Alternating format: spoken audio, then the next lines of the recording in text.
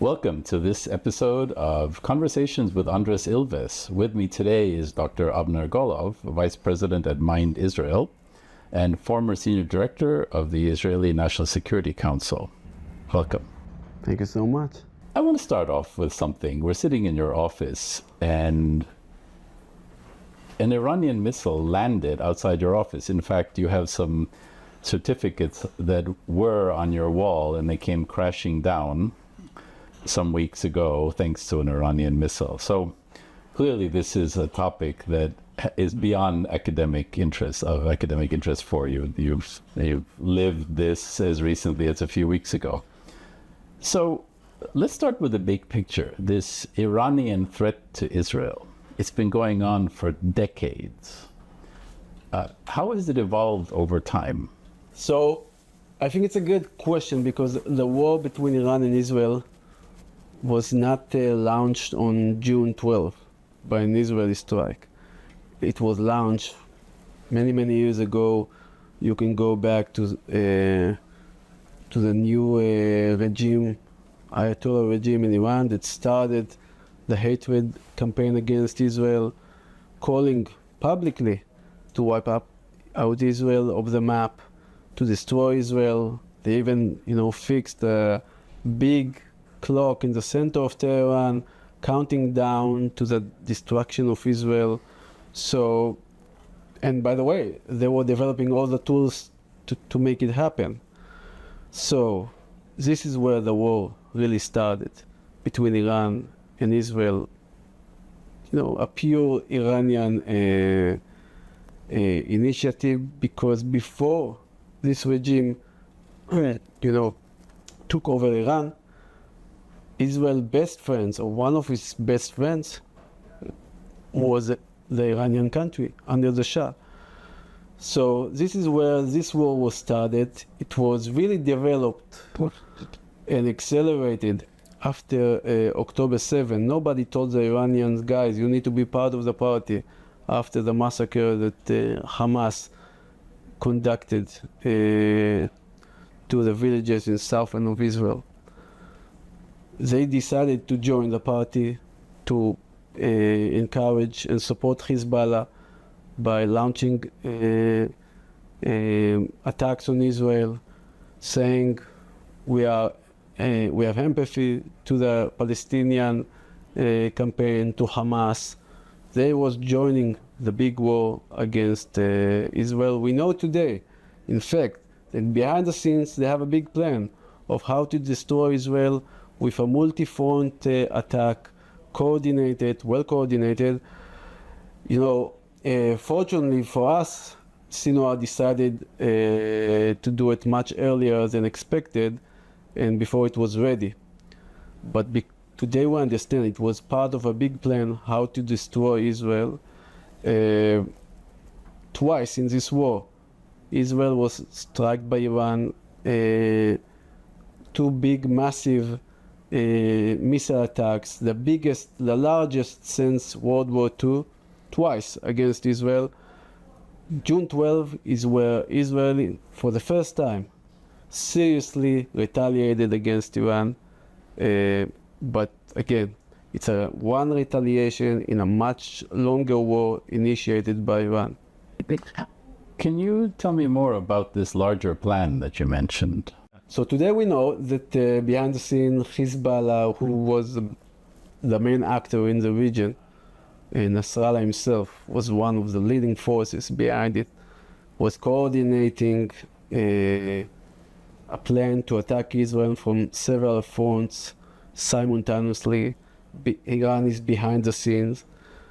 Sinwar, for several times, was asking all of the Iranian proxy partners in the region to do it and to join. It's still not yet clear whether he expected them to join after he initiated October 7. It seems like he's really disappointed from the response, even though Hezbollah was joining symbolically from Sinwar point of view, attacking Israel. and for the first time created a security zone within the Israeli borders. But it seems that Sinwar realized that there is a plan, and we are coordinated on the goal of the plan, and this is the destruction of Israel. Now, whether or why the Iranians and Hezbollah decided not to fully, join this plan and to attack Israel on October 8th, there is still a question mark. They were not prepared. It took them by surprise to some extent. But again, the plan was there, and Sinwar was sure we have a plan, and they are going to commit and to join after I'm going to ignite it. So a multi-front attack by different proxies. Yeah. So over time, because the technology has changed, the nuclear program has developed, and so on, how does the threat look the threat to Israel from Iran look different now from, let's say, 5, 10, or 20 years ago? What's different now? So again, when I say that the Iranians are working, developing the capabilities to destroy Israel, putting lots of resources, just recall that the Iranian people, they are not flooded by money. So when the Iranian regime decides to put money or allocate money rather to its, the benefit of its people, to something else, this is on the expense of its people. And the Iranian regime decided to invest in 3 strategic assets. One, the Iranian proxy mechanism in the region, Hezbollah, the beating heart, but also the Houthis, the militias in Iraq, Assad in Syria, Hamas in the Palestinian territories, and another, Palestinian terrorist organizations like the jihadi groups. This is only one asset that during the war Israel was fighting against and coping with, and severely damaged. Emphasizing, I want to emphasize a very successful campaign that Israel had in Lebanon, which took Hezbollah, years back in their capabilities to attack Israel using their missiles.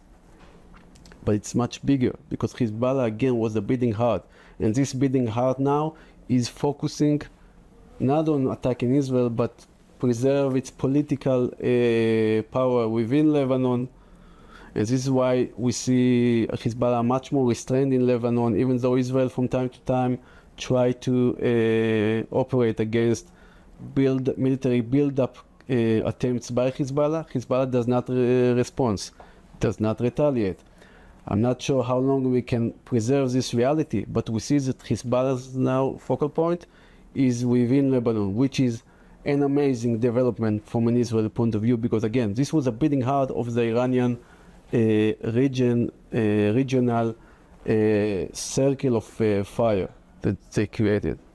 Second asset was a missile program. Again, I think my prime minister said publicly, the Iranians was planning to build thousands of missiles being able to reach Israel. But when I say Israel, it's not only Israel. It's much bigger. It can go to Europe, and with very tiny technological development anywhere in Europe, and even going farther to the US in the future. So this missiles program, this force should be the force that will give Iran that capability to take war out of their territory to their enemy's territory. The near one is Israel, the farthest one is in Europe, the West, and obviously the United States. And again, this was severely damaged in the Rising Lion campaign operated by IDF last month. Not destroyed, but severely damaged. And the last one, the third asset, this is a nuclear program whose purpose is to preserve the survival of the regime. This regime sees a linkage between the enemies from the outside and the enemies from the inside. They see the nuclear bomb as a certificate for their something that can secure their survival. And by doing so, not only being protected, but also being able to be much bolder in the region, much bolder against Israel and against the U.S. Again, the Iranian purpose is to make sure the U.S. is not in the Middle East. This is a big Satan. Israel is the small one. When Iran will have the bomb, they will be much bolder against both Satans. The small one, which is Israel, and the big one, which is the U.S. So, having these three components over time develop what we call the Iranian threat for Israel, but again, it's much bigger than Israel. The Iranians see Israel as the tail of something bigger, which is the Western civilization, and the United States as its leader.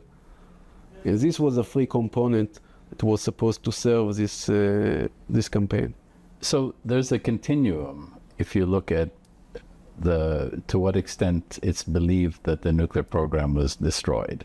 So if you take at one end, you have, they barely caused any damage at all, which of course is what the Iranian regime says. And then you have, it's been completely destroyed, which others say. Where do you think the reality lies? So we said, Israel severely damaged or harmed the Iranian proxy mechanism in the region. Israel severely damaged the missile program of Iran. On the nuclear, it's still to be determined. And why? Because I measure the Israeli achievement in the past month in three aspects. One is what we did to the Iranian motivation to go nuclear. Because every technological calculation will start with an Iranian decision to go to a bomb, secretly, covertly, or not. So you want to ask yourself, how do you influence this Iranian decision? And the Israeli very successful campaign in June can do two things. One, it can demonstrate the Iranians, guys, Israel is not only willing but also capable of stopping you from acquiring nuclear weapons and punish you for this. Second, America is not only supporting Israel, but actually very resolved to make sure you are not going nuclear and willing to operate. For the first time in its history, America was initiating a campaign against another country's nuclear program. So the Iranian leader might say, you know what, I realize it, the price is very high, so I'm not going to do it. Or the probability of me making this decision going to be much lower now. Another option that the Iranian supreme leader will say, you know what, I saw Israeli jets flying above Tehran 24/7 for 2 weeks now. My only tool, instrument, way to make sure this doesn't happen again. Okay, and I want to remind everyone, his predecessor, the father of this Ayatollah regime, Khomeini, after Iraqi missiles reached Tehran, decided to drink, the poison cup and to sign a ceasefire with Iraq. This supreme leader, Khamenei, can say, you know what? I had 2 weeks, not only against Iraq, against the IDF, against the United States. Not only that I didn't drink this cup, I had the Americans coming to me and ask for a ceasefire. And I want to make sure this doesn't happen again. So my only way to do it is to develop nuclear weapons. They failed of destroying my capabilities. Now I feel much more secure in breaking out to a nuclear weapon. So on the question of decision, it's still yet to be determined whether we achieve something positive or negative. But on the other two aspects, which is one, weaponization, because in the end of the day, you can have enough fusel material, enough material for a bomb, but if you don't know how to explode it and to make a weapon out of it, you did almost nothing in terms of geopolitics. So in terms of weaponization, this is where Israeli achievement, did really good in terms of knowledge, in terms of infrastructure, took the Iranian capability back significantly. And the third aspect, which is enrichment, here I think the spectrum to begin with was a very narrow one. There were 2 weeks from enough material from a nuclear bomb, fusel material for a nuclear bomb. Now they are several months away from it. It's not 1 year or more like we want to in terms of enrichment, but in comparison to where the Iranian war on June 12, we're in a much better position. So again, the big picture, we have 2 big achievements on 2 aspects. The third one, which is the Iranian decision, which is, I think, the most important one, still needs to be determined. And it's not only needed to be determined, we need to work on this. We need to make sure, and I'm very happy, very glad that the American president and his team remind us every week that they are committed to make sure Iran doesn't have nuclear weapons, because this what will influence the Iranian decision. If I can ask a hypothetical question, if there were a different regime in Iran for whatever reason, or if they completely decide to drop this commitment to destroying Israel from their agenda, then what threats would be out there still to the state of Israel if you took away the Iranian factor? I think you change the Israeli strategic landscape entirely. Yes, today there are people in Israel who start thinking about the political Islam threat to Israel. We see the Muslim Brotherhood operating successfully in Syria, supported by Erdogan's government, by Qatar and Qatari money, influencing, trying to influence more to gain more influence in Jordan, in Egypt, in Israel. In the first, session of knowing the Middle East, you have one law, which is make sure the Iranians don't build a bridge between east to west, from Iran to Iraq to Syria to Israel, Lebanon and Israel, and make sure political Islam doesn't have a crescent starting from the north all the way to the south, so Turkey, Syria, Jordan and Egypt. I think in terms of the Iranian bridge, it was breached. We need to work hard making sure that they don't build it again. It's going to be hard. They're going to push for it. Jordan is a significant player on this regard, and we are not doing a really good job. But and this is still my number 1 threat, Iran. But my second threat is making sure that the political Islam doesn't build this crescented, and here they have very solid presence in Syria now, just kind of worrisome presence in Jordan. The Egyptians are taking good care of it now, but we need to make sure this doesn't erupt. Turkey is playing behind the scenes, but also publicly. Qatar, joined by American support. I think this is a problem we need to discuss among, we are good friends in Israel and America. We need to discuss it, because again, this is not only a threat to Israel, it's a threat for the region, it's a threat for your education system in America. But putting this aside, the fact that you not have Iranian nuclear threat, regional proxy mechanisms that operating not only against Israel but also against America's partners in the region, Saudi, Emirates, Bahrain, just name it, Iraq, Syria, Lebanon, it will change the strategic landscape significantly, making, allowing the Middle East to be like President Trump's vision, to be a place of technology rather than terrorism, to be a place where you build houses rather than destroy houses.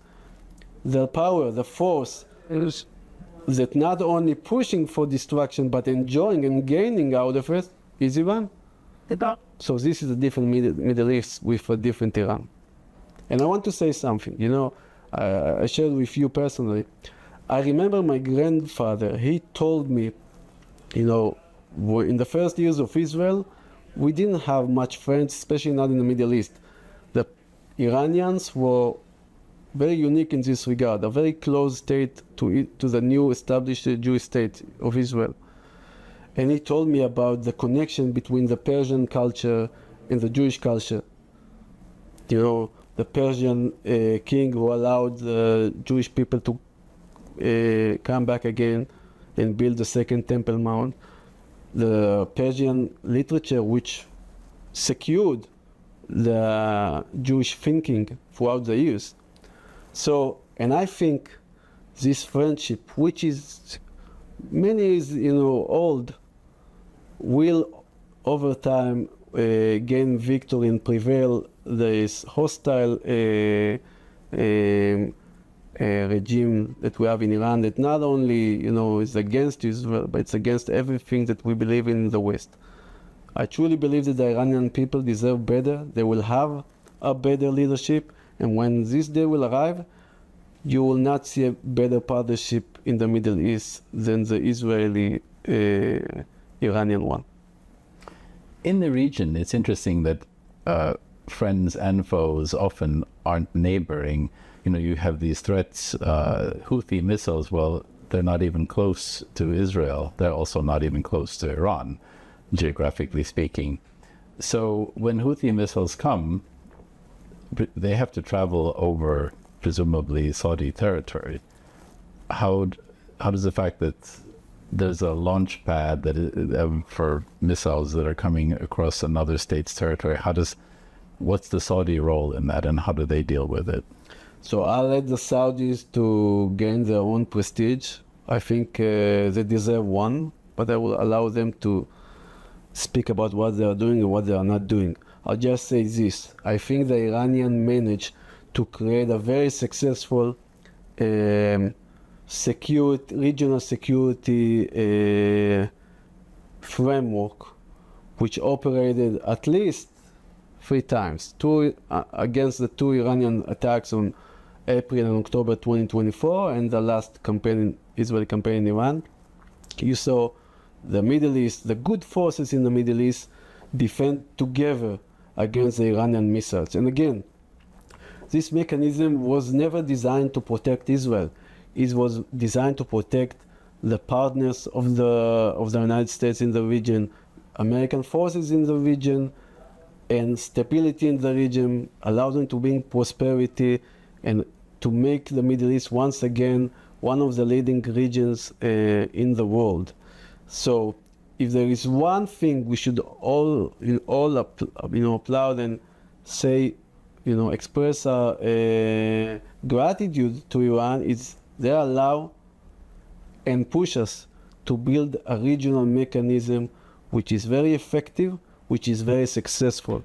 You see NATO in Europe, you see other, frameworks in the world. It's not easy, but we are building something new in the Middle East, and I hope that in the future, we can talk about it. It will be much bigger than a security quiet collaboration, but a really regional force, a positive force that takes the Middle East from where it is today to the place it should be, which is much different than the one that this Iranian regime envisioned. Can we talk about the Abraham Accords and the influence they've had thus far and how that could develop? So one of I think the main opportunities that were created due to the very successful Israeli operation in Iran is to broadening and enlarging and enhancing normalization and integration of Israel in the region, because of 3 big, I think, reasons. One, the most important one, I think, you see a much weaker Iran now. A weak Iran means more place for stability, more place for collaboration. Countries feel more secure, they are willing to work together to build the economies, the technology, etc. Second is American commitment. Every new American administration on its first day in the past years was stating, I'm going to pivot from the Middle East to Asia. And your partners were looking at you, my American friends, and I worked with my 2 American administrations. We pretty appreciated, and I know how dear Israel is to their hearts and how committed they are to Israel's security and to the Middle East. But still, when you listen to their statement publicly, you feel like, okay, the Middle East, it's not an important place. If you are Iranian, this is good news. If you are American friend, if you are a good, positive force in the region, this is a very bad news for you. So what I think America did in this war was signaling, guys, we are committed to our partners, to our interests in the Middle East, and we are willing to use force. Diplomacy can only succeed when you have credible military threat. And now you do have one. So I think this is the second very positive development that can encourage America's partner in the region to go, farther and build this integration and normalization and peace circle in the Middle East. And the last one, I think it's Israel. Once Israel feels more secure, and we talked about once the Iranian threat is still there, it's going to be there, they're going to invest, in building their forces again. We need to be ready for a second round, hopefully, that they will not initiate. We all need to work in this and to deter Iran from making this happen. But when Israel feels more secure, Israeli public will support more concessions needed in order to go and promote normalization and integration in the region. After October 7, Israel's security doctrine was collapsed. We were educated that we are going to build an iron wall, beyond us. It's going to protect us. Our enemies are going to be crushed on this wall over and over again. One day they decide, let's stop doing it, and if they are smart, they will come and make peace with us. On October 7, this wall was collapsing. Israelis, we are willing to do many things in the region, but the most important thing is to allow Jewish people to live secure in their homeland in Israel.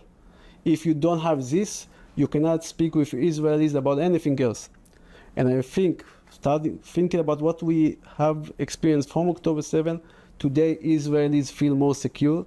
I think they will be much more receptive to think about their role, how to promote integration, normalization, peace, stability, economic, tech development in the Middle East. They look on the Middle East today as their neighborhood, not, an hostile arena which they don't belong to.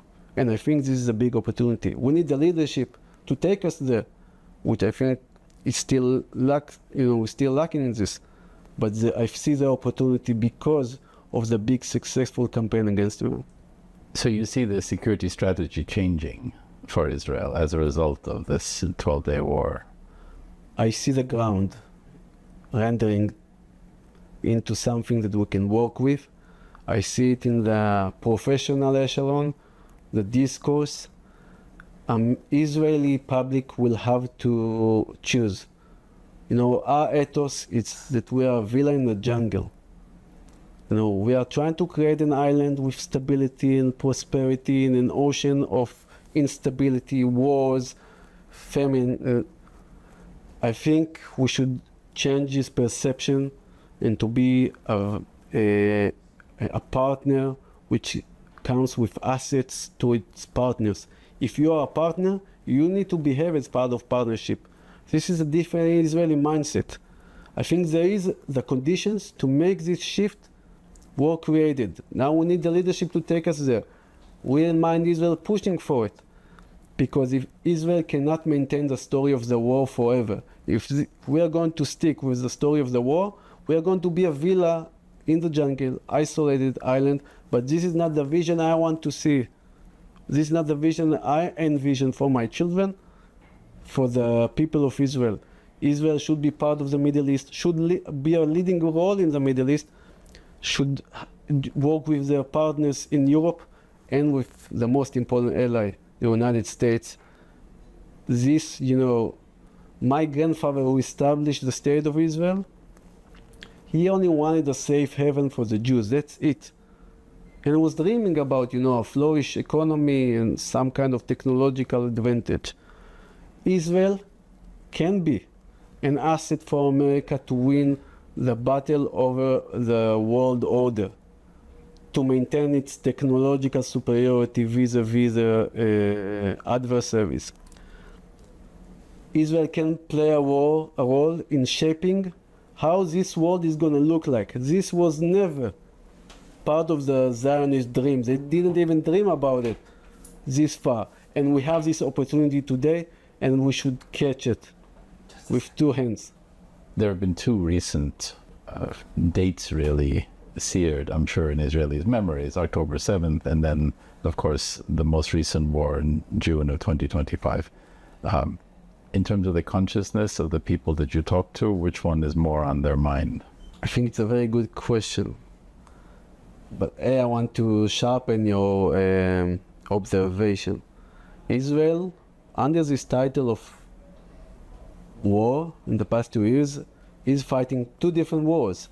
Now, one is in the Palestinian arena, absolutely opposite to the Israeli security doctrine, having very ambitious goals, long campaigns, waiting for the enemy to come rather than initiating, and the war against Iran, which by that I mean the campaign in the north of Israel against Hezbollah, against Iran, and to some extent even the Houthis.